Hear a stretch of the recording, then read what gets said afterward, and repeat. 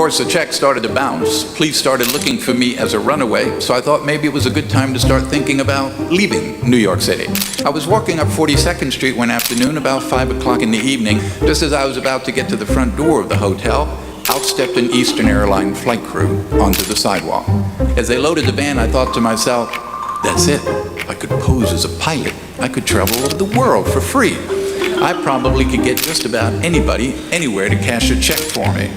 So the next day I placed a phone call to the executive corporate offices of Pan Am.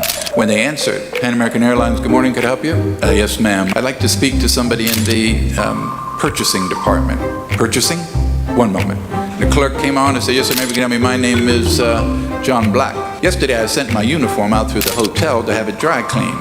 Now the hotel and the cleaner said they can't find it. Well, hold on, I'll be right back. And he came back and said, my supervisor says you need to go down to the Well-Built Uniform Company on 5th Avenue. Well, that's exactly what I wanted to know, so I went down to the Well-Built Uniform Company.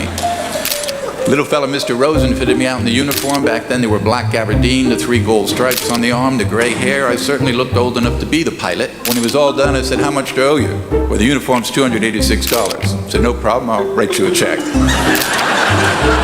No, we can't take any checks. Oh. Well then, I'll just pay you cash. No, we can't accept cash. You need to fill out this computer card. Then in these boxes, put your employee number. And we bill this back under uniform allowance. Comes out of your next Pan Am paycheck. Oh, that's even better. Go ahead and do that.